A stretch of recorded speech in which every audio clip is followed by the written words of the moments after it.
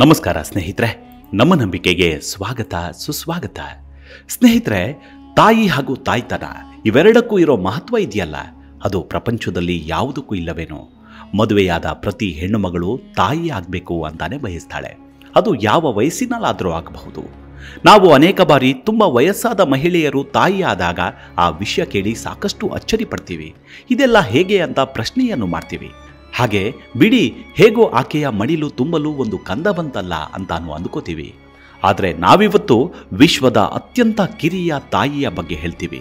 ಇದನ್ನು ನೋಡಿದರೆ ನಿಜಕ್ಕೂ ಅಚ್ಚರಿ ಪಡ್ತೀರಿ. ಹಾಗೆ ನಿಮಗೆ ಕುತೂಹಲವೂ ಆಗತ್ತೆ. ಅಲ್ಲದೆ ಇದೆಲ್ಲ ಹೇಗೆ ಸಾಧ್ಯ ಅಂತೀರಿ. ಸಂಪೂರ್ಣ ಸ್ಟೋರಿಯನ್ನು ನೋಡಿದರೆ ಖಂಡಿತ ಮರುಕವನ್ನು ಪಡ್ತೀರಿ. ಅಷ್ಟಕ್ಕೂ ಆಕೆಗೆ ತಾಯಿಯಾಗುವಾಗ ಎಷ್ಟು ವರ್ಷ ಅಂತೀರಾ? ಕೇವಲ 5 ವರ್ಷ. ಹಾಗಿದ್ರೆ ಆಕೆ ಯಾರು? ಆಕೆಯ ಆ ಪರಿಸ್ಥಿತಿಗೆ ಕಾರಣವೇನು? ಆಕೆಯ ಬದುಕು ಮುಂದೇನಾಯಿತು? ಎಲ್ಲವನ್ನೂ ಈ ಸಂಚಿಕೆಯಲ್ಲಿ ನೋಡ್ತಾ ಹೋಗೋಣ. ಅದಕ್ಕೂ ಮುನ್ನ ನಮ್ಮ ನಂಬಿಕೆಗೆ ನಿಮ್ಮ ಬೆಂಬಲವಿರಲಿ. ಸ್ನೇಹಿತರೆ, ಕೇವಲ 5 ವರ್ಷ ಆ ಪುಟ್ಟ ಬಾಲಕಿಗೆ. ಬರೀ 5 ವರ್ಷವಷ್ಟೇ. ಈ ವಯಸ್ಸಿನಲ್ಲಿ ಅದೇನು ಗೊತ್ತಾಗತ್ತೆ ಹೇಳಿ? ಆಡೋ ವಯಸ್ಸು. ಆಕೆಯನ್ನ ಆಟ ಆಡಿಸೋಕೆ, ನೋಡಿಕೊಳ್ಳೋಕೆ ಒಬ್ಬರಲ್ಲ ಒಬ್ಬರು ಬೇಕೇ ಬೇಕು. ಹೀಗಿರುವಾಗ 5 ವರ್ಷಕ್ಕೆ ಆಕೆಗೊಂದು ಕೂಸು ಅಂದರೆ ನಂಬೋಕ್ಕಾಗತ್ತಾ? ನಂಬಲೇಬೇಕು. ಅಷ್ಟಕ್ಕೂ ಆಕೆ ಹೆಸರು ಲೀನಾ ಮೆಡಿನಾ. ಈಕೆ ಹುಟ್ಟಿದ್ದು ಪೆರುವಿನ ಅತ್ಯಂತ ಬಡ ಪ್ರಾಂತ್ಯದ ಆಂಡಿಯನ್ ಅನ್ನೋ ಹಳ್ಳಿಯಲ್ಲಿ. ತನ್ನ ಅಪ್ಪ ಅಮ್ಮನ 9 ಮಕ್ಕಳಲ್ಲಿ ಈಕೆ ಕೂಡ ಒಬ್ಬಳು. ಈಕೆಯ ತಂದೆ ಬೆಳ್ಳಿ ಕುಸರಿ ಕೆಲಸ ಮಾಡ್ತಿದ್ದ. ಇಂತಹ ಕುಟುಂಬದಲ್ಲಿ ಹುಟ್ಟಿದ ಈಕೆಗೆ ಪ್ರತಿದಿನ ಹೊಟ್ಟೆ ನೋವು ಬರ್ತಿತ್ತು. ಮನೆಯಲ್ಲಿ ಏನೋ ಊಟ ತಿಂಡಿಯ ವ್ಯತ್ಯಾಸದಿಂದ ಹೀಗಾಗಿರಬಹುದು ಅಂದ್ಕೊಂಡಿದ್ರು. ಆದರೆ ಹೊಟ್ಟೆ ನೋವು ಯಾವಾಗ ಬಿಡದೆ ಕಾಡೋಕೆ ಶುರುವಾಯಿತೋ, ಈಕೆಯ ತಾಯಿ ಏನು ಮಾಡ್ತಾರೆ ಅಂದರೆ ಪಿಸ್ಕೋದ ಆಸ್ಪತ್ರೆಗೆ ಕರೆದುಕೊಂಡು ಹೋಗ್ತಾರೆ. ಬಾಲಕಿಯನ್ನ ಪರೀಕ್ಷೆ ಮಾಡಿದ ಲೊಡಾಡೋ ಅನ್ನೋ ವೈದ್ಯೆ ಹೊಟ್ಟೆಯಲ್ಲಿ ಏನೋ ಗೆಡ್ಡೆ ಬೆಳೆದಿರಬಹುದು ಅಂದ್ಕೋತಾರೆ. ನಂತರ ಇರಲಿ, ಮತ್ತೊಂದಷ್ಟು ಸೂಕ್ಷ್ಮವಾಗಿ ನೋಡೋಣ ಅಂತ ಮತ್ತೊಮ್ಮೆ ಎಲ್ಲ ಪರೀಕ್ಷೆಗಳನ್ನು ಮಾಡ್ತಾರೆ. ಈ ವೇಳೆ ವೈದ್ಯರು ಶಾಕ್ ಆಗ್ತಾರೆ. ಯಾಕಂದ್ರೆ ಆ ಕೂಸಿನ ಹೊಟ್ಟೆಯಲ್ಲೊಂದು ಕೂಸು ಇರೋದು ಗೊತ್ತಾಗತ್ತೆ. ಇನ್ನು ಮತ್ತೊಂದು ದಿಗ್ಭ್ರಮೆ ಆಗೋ ವಿಚಾರ ಅಂದರೆ ಆ ಮಗುವಿಗೆ ಆಗಲೇ 7 ತಿಂಗಳಾಗಿರುತ್ತೆ. ಇದರಿಂದ ವೈದ್ಯರಿಗೆ ಏನು ಮಾಡೋಕ್ಕಾಗಲ್ಲ. ಈ ವಿಚಾರ ಕೇಳಿ ಹೆತ್ತವರು ಆಘಾತಕ್ಕೆ ಒಳಗಾಗ್ತಾರೆ. ಮತ್ತೊಮ್ಮೆ ಪರೀಕ್ಷೆ ಮಾಡುವಂತೆ ಡಾಕ್ಟರನ್ನ ಕೇಳಿಕೊಳ್ತಾರೆ. ಇದರಿಂದ ಮತ್ತೊಮ್ಮೆ ಪರೀಕ್ಷೆ ಮಾಡಿದ ವೈದ್ಯರು, ಹೌದು, ಬಾಲಕಿ ಗರ್ಭಿಣಿಯಾಗಿರೋದು ನಿಜ. ಅಲ್ಲದೆ 7 ತಿಂಗಳು ಆಗಿ ಹೋಗಿರೋದ್ರಿಂದ ಏನೂ ಮಾಡೋಕ್ಕೆ ಸಾಧ್ಯವಿಲ್ಲ ಅಂದುಬಿಟ್ರು. ಇದರಿಂದ ಏನು ಮಾಡಲಾಗದ ಈಕೆಯ ಹೆತ್ತವರು ವಾಸ್ತವವನ್ನು ಒಪ್ಪಿಕೊಳ್ಳಲೇಬೇಕಾಯಿತು. ಇನ್ನು 2 ತಿಂಗಳ ವೈದ್ಯಕೀಯ ಶುಶ್ರೂಷೆಯ ಬಳಿಕ ಮೇ 14, 1939ರಂದು ಈಕೆಗೆ ಹೆರಿಗೆಯಾಗತ್ತೆ. ಅದು ಕೂಡ ತುಂಬ ಕಷ್ಟದ ಹೆರಿಗೆ. ಅವಳ ಎಳೆಯ ಸೊಂಟವನ್ನು ಸಣ್ಣದಾಗಿ ಸಿಸೇರಿಯನ್ ಮಾಡುವ ಮೂಲಕ ಮುದ್ದಾದ ಆರೋಗ್ಯವಂತ ಗಂಡು ಮಗುವನ್ನು ಹೊರತೆಗೆಯಲಾಗತ್ತೆ. ಮಗು ಹುಟ್ಟಿದಾಗ ಸುಮಾರು 6 ಪೌಂಡ್ ತೂಕವಿರುತ್ತೆ. ಮಗುವಿಗೆ ಆಕೆಗೆ ಸುಸೂತ್ರವಾಗಿ ಹೆರಿಗೆ ಮಾಡಿಸಿದ ವೈದ್ಯೆ ಗೆರಾರ್ಡೋ ಹೆಸರನ್ನೇ ಇಡಲಾಗತ್ತೆ. ಆಗ ಆಕೆಯ ವಯಸ್ಸು ಕೇವಲ 5 ವರ್ಷ 7 ತಿಂಗಳು ಮತ್ತು 21 ದಿನಗಳಾಗಿರುತ್ತೆ. ಈ ವಯಸ್ಸಿನಲ್ಲೇ ಈಕೆ ಒಂದು ಗಂಡು ಮಗುವಿನ ತಾಯಿಯಾಗಿರ್ತಾಳೆ. ಮತ್ತೊಂದು ಕಡೆ ಈ ವಯಸ್ಸಿನಲ್ಲೇ ಈಕೆ ತಾಯಿಯಾದ್ಲು ಅನ್ನೋದನ್ನ ನಂಬೋದಕ್ಕೆ ಸಾಧ್ಯವಿರಲಿಲ್ಲ. ಲೀನಾ ವಿಶ್ವದ ಅತ್ಯಂತ ಕಿರಿಯ ತಾಯಿ ಎಂಬ ಸುದ್ದಿ ಬಂದಾಗ ಬಹುತೇಕರು ಇದೊಂದು ಸುಳ್ಳು ಅಂತಾನೆ ವಾದಿಸಿದರು. ಇದಕ್ಕೆ ನಿಜವಾಗಿಯೂ ಹೆಚ್ಚಿನ ಪುರಾವೆಗಳಿಲ್ಲ. ಇಂತಹ ಸುದ್ದಿ ಹಬ್ಬಿಸಿ ಜನರನ್ನ ವಂಚಿಸಲಾಗ್ತಾ ಇದೆ ಅಂತಾನೆ ಹೇಳಲಾಗ್ತಿತ್ತು. ಈ ಪ್ರಕರಣ ಆವತ್ತಿನ ಮಟ್ಟಕ್ಕೆ ದೊಡ್ಡ ಸುದ್ದಿ ಆಗೋಗುತ್ತೆ. ಇಡೀ ವಿಶ್ವವೇ ಈಕೆ ಬಗ್ಗೆ ಮಾತನಾಡೋಕೆ ಶುರುವಾಗತ್ತೆ. ಮಾಧ್ಯಮಗಳು ತಾಮುಂದು ನಾಮುಂದು ಅಂತ ಆಕೆಯ ಅಪ್ಪ ಅಮ್ಮನ ಸಂದರ್ಶನಕ್ಕೆ ಮುಂದಾಗ್ತಾರೆ. ಅದಕ್ಕೆ ಆಕೆಯ ಅಪ್ಪ ಅಮ್ಮ ಒಪ್ಪೋದಿಲ್ಲ. ಯಾರ ಮುಂದೆಯೂ ಮಾತನಾಡೋಲ್ಲ ಅಂತ ಹೇಳಿಬಿಡ್ತಾರೆ. ಕೆಲ ಸುದ್ದಿ ಸಂಸ್ಥೆಗಳಂತೂ ಸಂದರ್ಶನಕ್ಕಾಗಿ ಹಣದ ಆಮಿಷವನ್ನು ತೋರಿಸ್ತಾರೆ. ಆದರೆ ಲೀನಾಳ ತಂದೆ ತಾಯಿ ಮಾತ್ರ ಸಾರ್ವಜನಿಕವಾಗಿ ನಾನು ಯಾವುದೇ ಕಾರಣಕ್ಕೂ ಮಾತನಾಡಲ್ಲ ಅಂದುಬಿಟ್ರು. ಒಂದು ವೇಳೆ ಲೀನಾ ಮೆಡಿನಾ ಮತ್ತು ಅವರ ಕುಟುಂಬ ಈ ವಿಚಾರದ ಬಗ್ಗೆ ಮಾತನಾಡಲು ಸಿಕ್ಕ ಪ್ರತಿಯೊಂದು ಅವಕಾಶವನ್ನು ಬಳಸಿಕೊಂಡಿದ್ರೆ ಸಾಕಷ್ಟು ಲಾಭವನ್ನು ಗಳಿಸಬಹುದಿತ್ತು. ಆದರೆ ಅವರು ಯಾವತ್ತಿಗೂ ಆ ಕೆಲಸವನ್ನು ಮಾಡಲಿಲ್ಲ.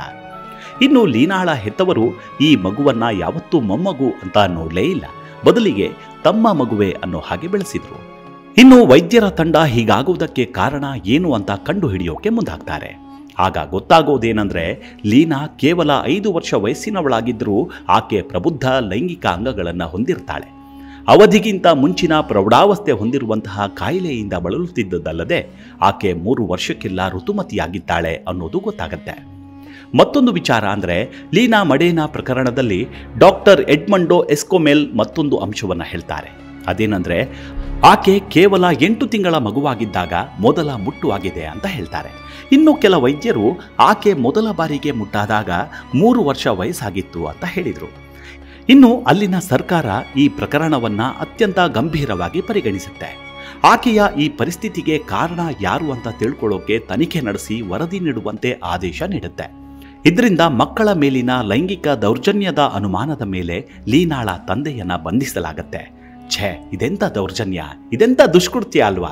ಜನ್ಮ ಕೊಟ್ಟ ತಂದೆಯೇ ಇಂಥದ್ದೊಂದು ಕೃತ್ಯ ಎಸಗಬಹುದಾ ಅಂತ ಹಲವಾರು ಮಂದಿ ಮಾತನಾಡಿಕೊಳ್ತಾರೆ. ಆದರೆ ತನಿಖೆ ವೇಳೆ ಅಪ್ಪನೇ ಈ ಕೃತ್ಯ ಎಸಗಿದ್ದಾನೆ ಅನ್ನೋದಕ್ಕೆ ಯಾವ ಸಾಕ್ಷಿಯೂ ಇರಲಿಲ್ಲ. ಇನ್ನು ತಿಳಿದುಕೊಳ್ಳೋಕೆ ಈಗಿನ ರೀತಿಯ ವೈಜ್ಞಾನಿಕ ಸೌಲಭ್ಯಗಳು ಇರಲಿಲ್ಲ. ಇದರಿಂದ ಆಕೆಯ ಅಪ್ಪನನ್ನ ಜೈಲಿನಿಂದ ರಿಲೀಸ್ ಮಾಡಲಾಯಿತು. ಹಾಗಿದ್ರೆ ಯಾರು ಈಕೆಯನ್ನ ಈ ಸ್ಥಿತಿಗೆ ತಂದವರು ಅಂತ ತೀವ್ರ ತನಿಖೆಯನ್ನ ಮಾಡಲಾಯಿತು. ಈ ವೇಳೆ ಕೆಲ ಮಾಧ್ಯಮಗಳು ತಮ್ಮದೇ ಆದ ರೀತಿಯಲ್ಲಿ ವರದಿಯನ್ನ ಮಾಡಿದವು. ಕೆಲ ಪತ್ರಿಕೆಗಳಂತೂ ಈಕೆಯ ಊರಿನಲ್ಲಿ ಯಾವುದಾದ್ರೂ ಉತ್ಸವ ಇಲ್ಲವೇ ಜಾತ್ರೆ ನಡೆಯೋ ಸಂದರ್ಭದಲ್ಲಿ ಯಾರಾದರೂ ಈಕೆ ಮೇಲೆ ದೌರ್ಜನ್ಯ ಎಸಗಿರಬಹುದು ಅಂತಾನು ಬರೆದವು. ಆದರೆ ಅದ್ಯಾವುದೂ ಸಾಬೀತಾಗಲೇ ಇಲ್ಲ. ಈಕೆಯ ತಂದೆಯನ್ನ ಬಂಧಿಸಿ ಸಾಕ್ಷಿ ಆಧಾರಗಳು ದೊರಕದೆ ಹೋದ್ರಿಂದ ಆತನನ್ನ ಬಿಡುಗಡೆ ಮಾಡಲಾಗತ್ತೆ. ನಂತರ ಪೊಲೀಸರು ಈಕೆಯ ಸೋದರ ಸಂಬಂಧಿಯಾದ ಒಬ್ಬ ಆತನನ್ನ ಬಂಧಿಸಿ ವಿಚಾರಣೆಯನ್ನ ಮಾಡ್ತಾರೆ. ಆದರೆ ಆತ ಮಾನಸಿಕ ಅಸ್ವಸ್ಥನಾಗಿರ್ತಾನೆ. ಇದರಿಂದ ಆತನನ್ನ ಬಿಟ್ಟು ಕಳಿಸಲಾಗತ್ತೆ. ಸರಿ, ಇಲ್ಲಿ ಈಕೆ ತನ್ನ ಅತ್ಯಂತ ಸಣ್ಣ ವಯಸ್ಸಿನಲ್ಲೇ ಮಗುವಿಗೆ ಜನ್ಮ ನೀಡಿದ್ಲು. ಇದರಿಂದ ಈಕೆಯ ಆರೋಗ್ಯ ಹೇಗಿರುತ್ತೆ, ಮಗುವಿನ ಬೆಳವಣಿಗೆ ಏನಾಗಿದೆ ಅನ್ನೋ ಕುತೂಹಲ ಇರುತ್ತೆ. ಇದರಿಂದ ಇದನ್ನ ತಿಳಿದುಕೊಳ್ಳುವ ಸಲುವಾಗಿಯೇ ಮಗು ಜನಿಸಿದ 2 ವರ್ಷಗಳ ನಂತರ ಕೊಲಂಬಿಯಾ ವಿಶ್ವವಿದ್ಯಾಲಯದ ಮಕ್ಕಳ ಶಿಕ್ಷಣ ತಜ್ಞ ಪಾಲ್ ಕೊಸಾಕ್ ಈಕೆಯ ಕುಟುಂಬವನ್ನ ಭೇಟಿ ಮಾಡೋಕೆ ಅನುಮತಿಯನ್ನ ಪಡ್ಕೊಂಡು ಬರ್ತಾರೆ. ತಾಯಿ ಹಾಗೂ ಮಗು ಇಬ್ಬರನ್ನು ಪರೀಕ್ಷೆ ಮಾಡ್ತಾರೆ.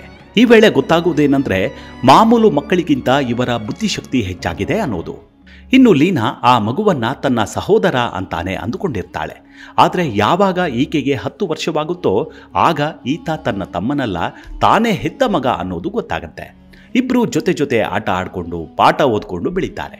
ಇನ್ನು ಈಕೆಯ ಹಾಗೂ ಮಗನ ಶಿಕ್ಷಣದ ವೆಚ್ಚವನ್ನ ಈಕೆಗೆ ಹೆರಿಗೆ ಮಾಡಿಸಿದ ಆಸ್ಪತ್ರೆಯೇ ಭರಿಸುತ್ತೆ. ಹೀಗೆ ಮುಂದೆ ಲೀನಾ ಮೆಡಿನಾ ಬೆಳೆದು ಓದು ಮುಗಿಸಿದ ಮೇಲೆ ಲಿಮಾ ಚಿಕಿತ್ಸಾಲಯದಲ್ಲಿ ಕಾರ್ಯದರ್ಶಿಯಾಗಿ ಕೆಲಸಕ್ಕೆ ಸೇರಿಕೊಳ್ತಾಳೆ. ಹೀಗಿರುವಾಗಲೇ 1970ರಲ್ಲಿ ಏನಾಗುತ್ತೆ, ಜೊತೆಯಲ್ಲೇ ಕೆಲಸ ಮಾಡ್ತಿದ್ದ ರೌಲ್ ಅನ್ನೋರ ಜೊತೆ ಮದುವೆ ಮಾಡ್ಕೊಳ್ತಾಳೆ. ನಂತರ 1972ರಲ್ಲಿ ತನ್ನ 39ನೇ ವಯಸ್ಸಿನಲ್ಲಿ 2ನೇ ಮಗನಿಗೆ ಜನ್ಮವನ್ನು ನೀಡ್ತಾಳೆ. ಆದರೆ ವಿಪರ್ಯಾಸ ಅಂದರೆ ಏನು ಗೊತ್ತಾ, 1979ರಲ್ಲಿ ತಾನು 5ನೇ ವಯಸ್ಸಿನಲ್ಲಿ ಜನ್ಮ ಕೊಟ್ಟಿದ್ದ ಮಗ ಮೂಳೆ ಸಂಬಂಧಿತ ಕಾಯಿಲೆಯಿಂದ ಸಾವನ್ನಪ್ಪುತ್ತಾನೆ. ಇದನ್ನು ಆಕೆಗೆ ಅರಗಿಸಿಕೊಳ್ಳೋಕೆ ಆಗಲ್ಲ. ಇಲ್ಲಿ ಈಕೆಗೆ ಇಷ್ಟೆಲ್ಲ ಆಗಿದ್ರೂ ಅಲ್ಲಿನ ಸರ್ಕಾರ ಮಾತ್ರ ಯಾವುದೇ ಪರಿಹಾರ ನೀಡೋ ಮನಸ್ಸು ಮಾತ್ರ ಮಾಡಲಿಲ್ಲ. ಲೀನಾ ಮೆಡಿನಾ ಬಡತನದಲ್ಲೇ ಬದುಕ್ತಾ ಇದ್ರೂ ಸರ್ಕಾರ ಗಮನವನ್ನೇ ಹರಿಸಲಿಲ್ಲ. ಇದನ್ನ ಈಕೆಯ ಬಗ್ಗೆ ಪುಸ್ತಕ ಬರೆದಂತಹ ಎಲಿಯಾನಾ ಕಾರ್ಪ್ ಎಂಬಾತರು ದಾಖಲಿಸ್ತಾರೆ. ಎಲಿಯಾನ್ ಕಾರ್ಪ್ ಎಂಬುವವರು ದಾಖಲಿಸಿದ್ದಾರೆ.